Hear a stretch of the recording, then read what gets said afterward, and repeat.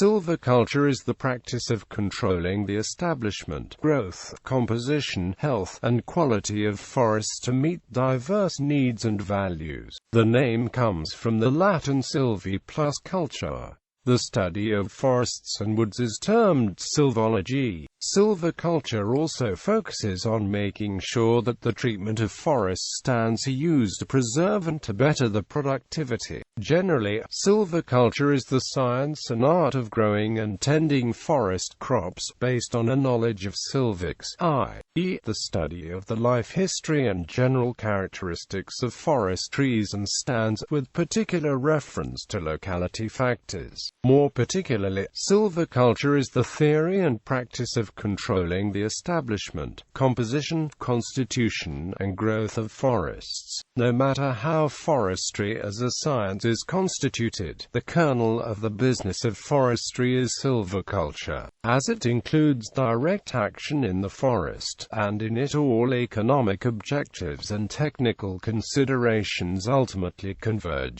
The kernel of silviculture is regeneration.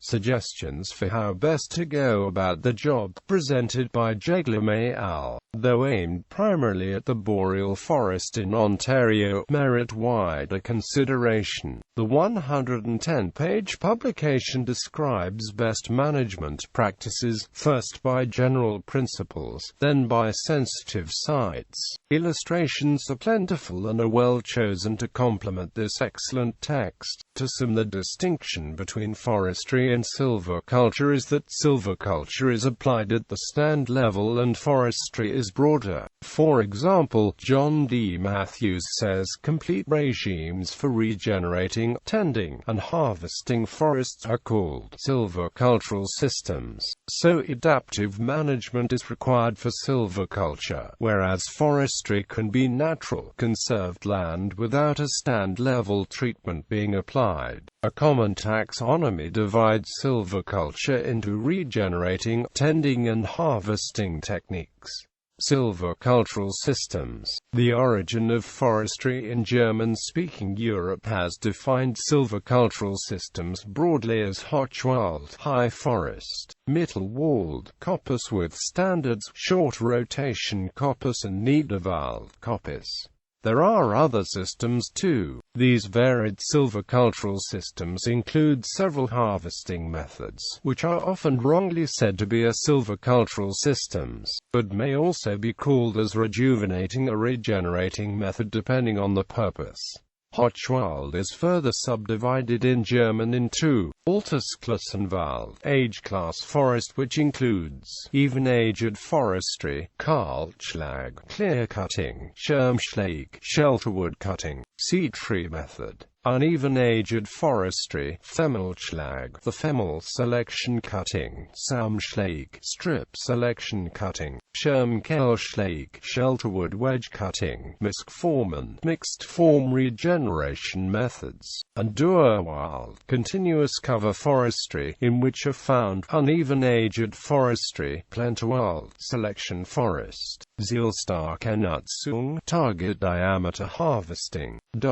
For these names, the impression is given that these are neatly defined systems, but in practice there are a variety of variations within these harvesting methods according to local ecology and site conditions. While an individual location can be identified where it could be said to be the archetypal form of harvesting technique, and broad generalizations can be made, these are merely rules of thumb rather than strict blueprints on how techniques might be applied. This misunderstanding has meant that many older English textbooks did not capture the true complexity of silviculture as practiced where it originated in Middle Europa. This silviculture was culturally predicated on wood production in temperate and boreal climates and did not deal with tropical tropical forestry. The misapplication of this philosophy to those tropical forests has been problematic. There is also an alternative silvicultural tradition which developed in Japan and thus created a different biocultural landscape called Satoyama. After harvesting comes regeneration, which may be split into natural and artificial, and tending, which includes release treatments, pruning, thinning and intermediate treatments. As it can be imagined, it may be that any of these three phases may happen at the same time within a stand, depending on the goal for the particular stand. Regeneration. Regeneration is basic to the continuation of forested, as well as to the afforestation of treeless land. Regeneration can take place through self-sown seed, by artificially sown seed, or by planted seedlings.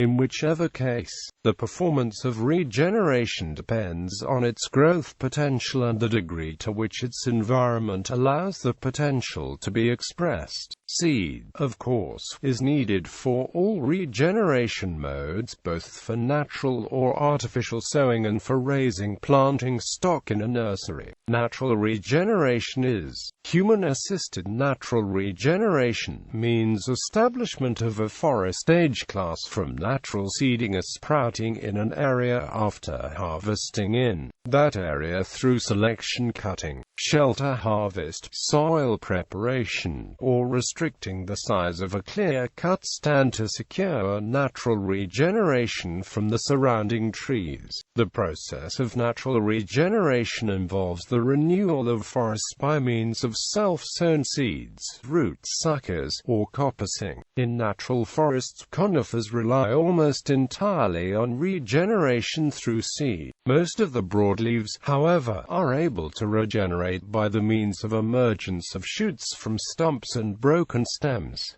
Seedbed requirements. Any seed, self-sown or artificially applied, requires a seedbed suitable for securing germination. In order to germinate, a seed requires suitable conditions of temperature, moisture, and aeration. For seeds of many species, light is also necessary, and facilitates the germination of seeds in other species. But spruces are not exacting in the light requirements, and will germinate without light. White spruce seed germinated at 35 degrees Fahrenheit and 40 degrees Fahrenheit after continuous stratification for 1 year or longer, and developed radicals an LT 6 centimeters long in the cold room. When exposed to light, those germinants developed chlorophyll and were normally phototropic with continued elongation. For survival in the short and medium terms, a germinant needs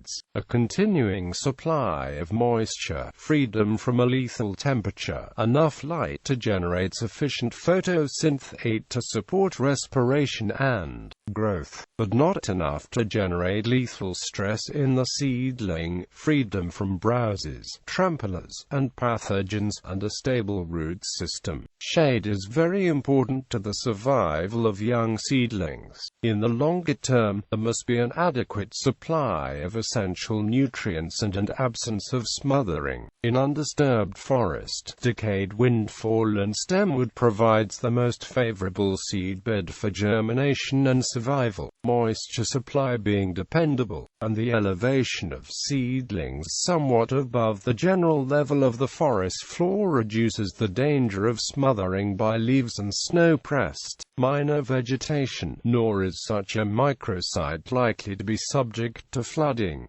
Advantages conferred by those microsites include more light, high temperatures in the rooting zone, and better mycorrhizal development. In a survey in the Porcupine Hills, Manitoba, 90% of all spruce seedlings were rooted in rotten wood. Mineral soil seedbeds are more receptive than the undisturbed forest floor. and are generally moister and more readily rooted than the organic forest floor. However, exposed mineral soil, much more so than organic surfaced soil, is subject to frost heaving and shrinkage during drought. The forces generated in soil by frost to drought are quite enough to break roots. The range of microsites occurring on the forest floor can be broadened, and the frequency and distribution influenced by site preparation. Each microsite has its own microclimate. Microclimates near the ground are better characterized by vapor pressure deficit and net incident radiation, rather than the standard measurements of air temperature, precipitation, and wind pattern. Aspect is an important component of microclimate, especially in relation to temperature and moisture regimes.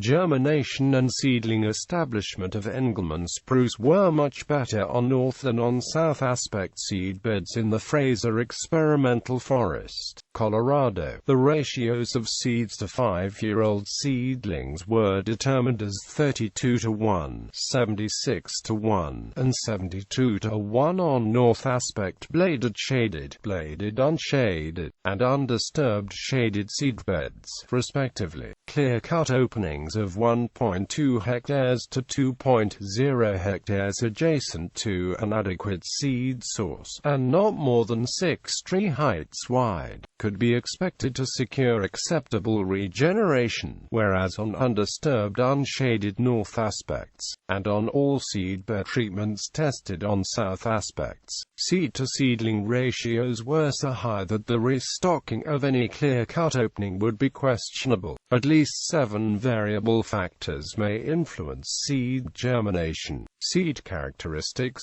light, oxygen, soil reaction, temperature, moisture, and seed enemies. Moisture and temperature are the most influential, and both are affected by exposure. The difficulty of securing natural regeneration of Norway spruce and Scots pine in northern Europe led to the adoption of various forms of reproduction cuttings that provided partial shade or protection to seedlings from hot sun and wind. The main objective of echeloned strips or border cuttings with northeast exposure was to protect regeneration from overheating, and was originated in Germany and deployed successfully by Alaric and others in Sweden. On south and west exposures, direct insolation and heat reflected from tree trunks often result in temperatures lethal to young seedlings, as well as desiccation of the surface soil, which inhibits germination. The sun is less injurious on eastern exposures because of the lower temperature in the early morning, related to higher humidity and presence of dew. Baldwin, after noting that summer temperatures in North America are often higher than those in places where border cuttings have been found useful, reported the results of a survey of regeneration in a stand of red spruce plus scattered white spruce that had been isolated by clear-cutting on all sides, so furnishing an opportunity for observing regeneration on different exposures in this old field stand at Dummer, New Hampshire. The regeneration included a surprisingly large number of balsam fir seedlings from the 5% stand component of that species. The maximum density of spruce regeneration, determined 4 rods inside from the edge of the stand on a north 20 degrees east exposure, was 600,000 ha, with almost 100,000 balsam fir seedlings.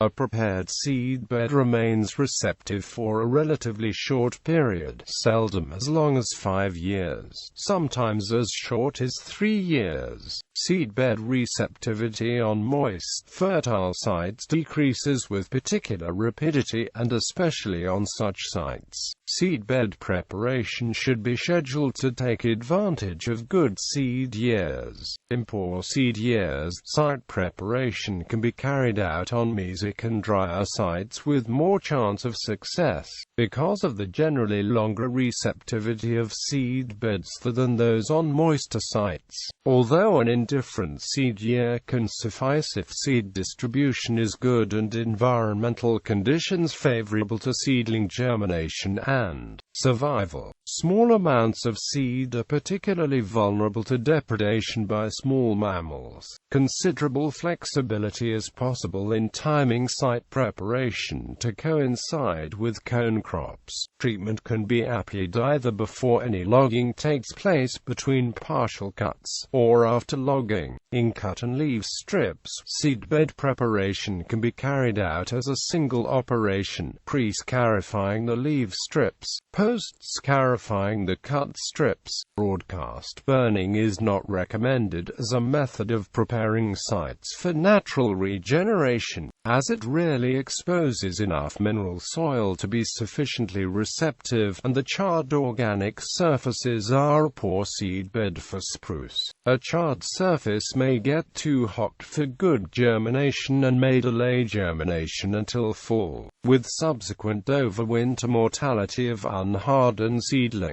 Piling and burning of logging however, can leave suitable exposures of mineral soil.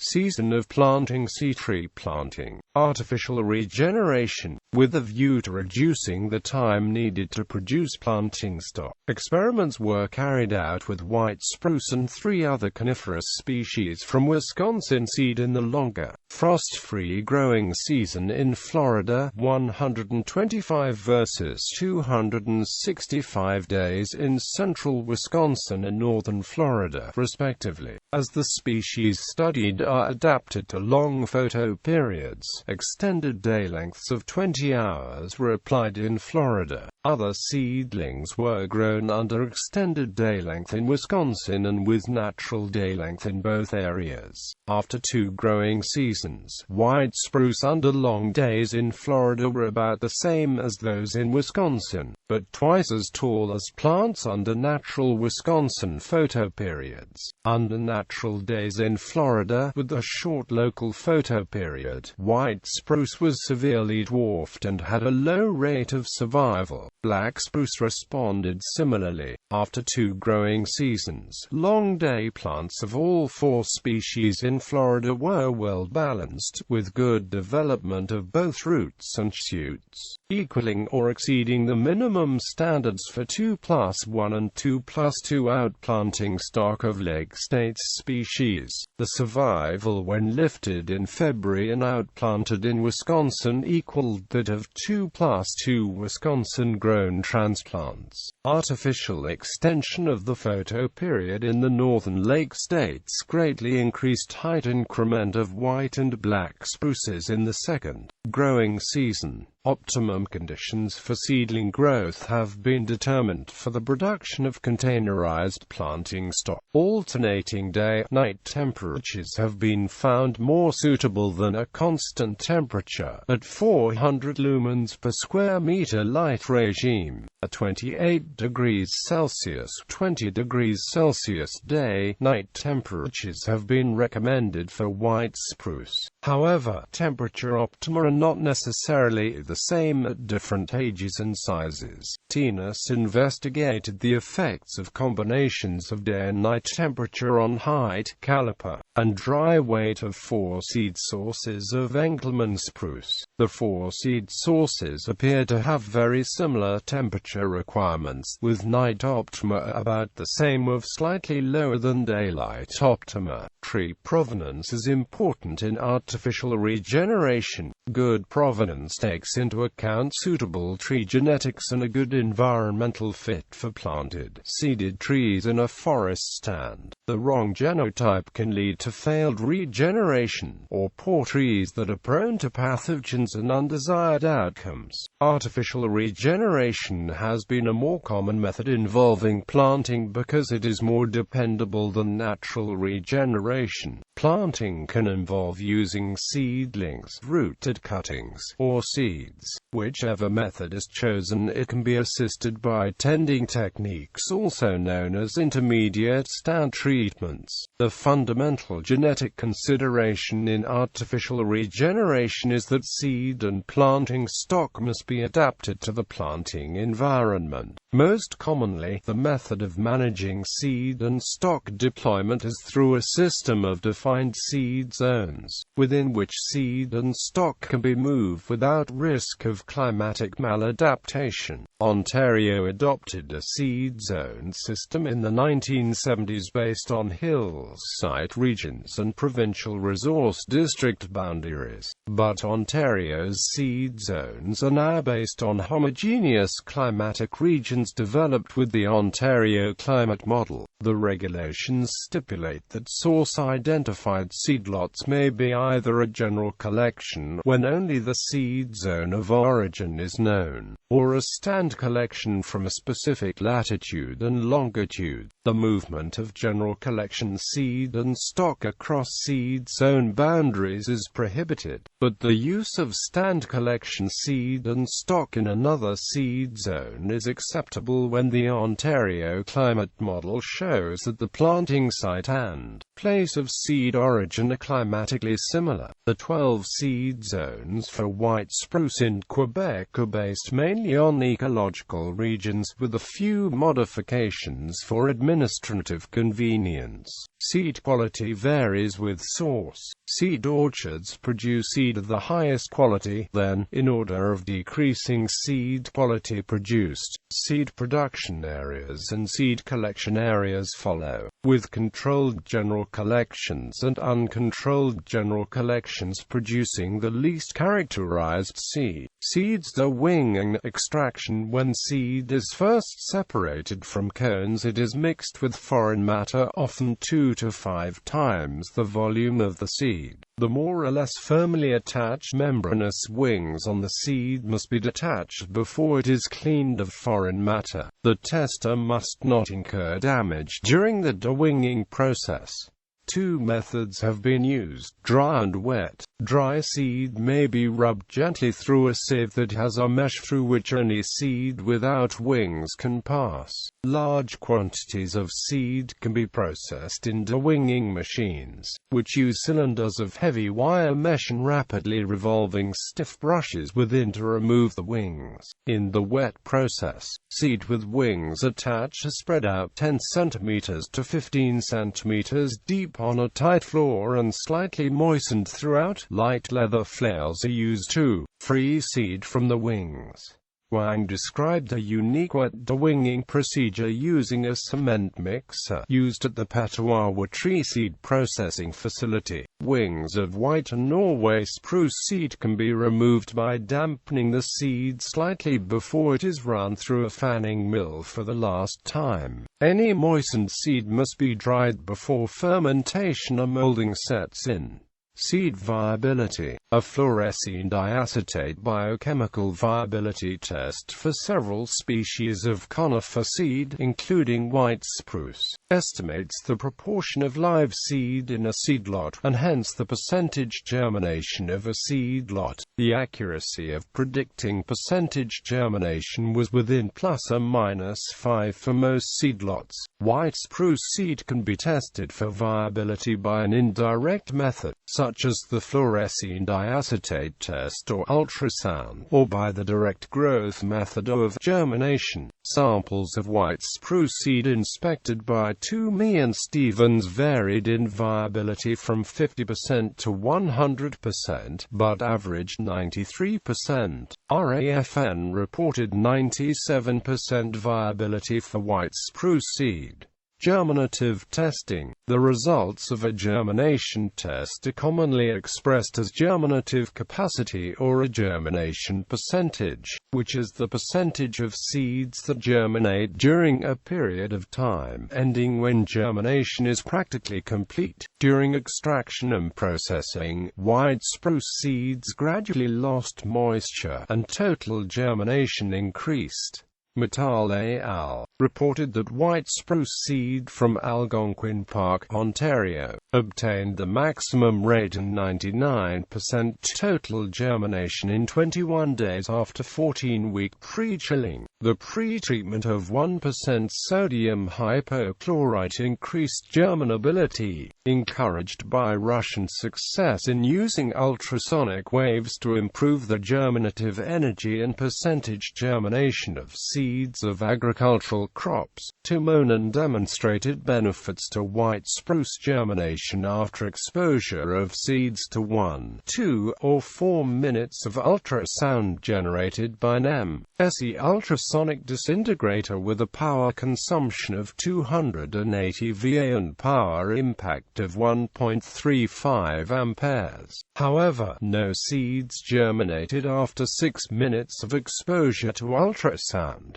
Seed dormancy. Seed dormancy is a complex phenomenon and is not always consistent within species. Cold stratification of white spruce seed to break dormancy has been specified as a requirement, but Haidt and Helm regarded stratification as unnecessary. Cone handling and storage conditions affect dormancy in that cold, humid storage of the cones prior to extraction seemingly eliminated dormancy by overcoming the need to stratify. Periods of cold, damp weather during the period of cone storage might provide natural cold treatment. Once dormancy was removed in cone storage, subsequent kiln drying and seed storage did not reactivate dormancy. Haddon and Winston found a reduction in viability of stratified seeds after 2 years of storage and suggested that stress might have been caused by stratification, e.g., by changes in seed biochemistry, reduced embryo vigor, seed aging, or actual damage to the embryo. They further questioned the quality of the 2-year-old seed even though high germination occurred in the samples that were not stratified. Cold stratification. Cold stratification is the term applied to the storing of seeds in a moist medium, often peat or sand, with a view to maintaining viability and overcoming dormancy. Cold stratification is the term applied to storage at near freezing temperatures, even if no medium is used. A common method of cold stratification is to soak seed in tap water for up to 24 hours, superficially dry it, then store moist for some weeks or even months at temperatures just above freezing. Although Helm found that cold stratification of an Alberta seed source led to a irregular germination, with decreasing germination with increasing length of the stratification period. Hocking's paired test with stratified and non-stratified Alberta seed from several sources revealed no trends in response to stratification. Hocking suggested that seed maturity, handling, and storage needed to be controlled before the need for stratification could be determined. Later, Winston and Haddon found that the storage of white spruce cones for 4 weeks at 5 degrees Celsius prior to extraction obviated the need for stratification. Seed ripeness. Seed maturity cannot be predicted accurately from cone flotation, cone moisture content, cone-specific gravity, but the province of B.C. found embryo occupying 90% plus of the corrosion cavity and megagametophyte being firm and whitish in color are the best predictors for white spruce in B.C. and Quebec can forecast seed maturity some weeks in advance by monitoring seed development in relation to heat sums and the phenological progression of the inflorescence of fireweed, an associated plant species. Cone collection earlier than 1 week before seed maturity would reduce seed germination and viability during storage. 4 stages of maturation were determined by monitoring carbohydrates, polyols, organic acids, respiration, and metabolic activity. White spruce seeds require a 6-week post-harvest ripening period in the cones to obtain maximum germinability. However, based on cumulative degree days, seed from the same trees and stand showed 2-week cone storage was sufficient. Forestry nurseries. See plant nursery. Forestry plantations. Plantation establishment criteria. Plantations may be considered successful when outplant performance satisfies certain criteria. The term free-growing is applied in some jurisdictions. Ontario's free-to-grow equivalent relates to a forest stand that meets a minimum stocking standard and height requirement, and is essentially free of competition from surrounding vegetation that might impede growth. The FDG concept was introduced with the advent of the Forest Management Agreement Program in Ontario in 1980 and became applicable to all management units in 1986. Policy, procedures, and methodology is readily applicable by forest unit managers to assess the effectiveness of regeneration programs were still under development. During the class environmental assessment hearings in British Columbia, the Forest Practices Code governs performance criteria to minimize the subjectivity of assessing deciduous competition as to whether or not a plantation is established. Minimum specifications of number, health, height, and competition have been specified in British Columbia. However, minimum specifications are still subjectively set and may need to be fine-tuned in order to avoid unwarranted delay in according established status to a plantation. For example, a vigorous white spruce with a strong, multi-budded leading shoot and its crown fully exposed to light on three sides would not qualify as free-growing in the current British Columbia Code, but would hardly warrant description as unestablished.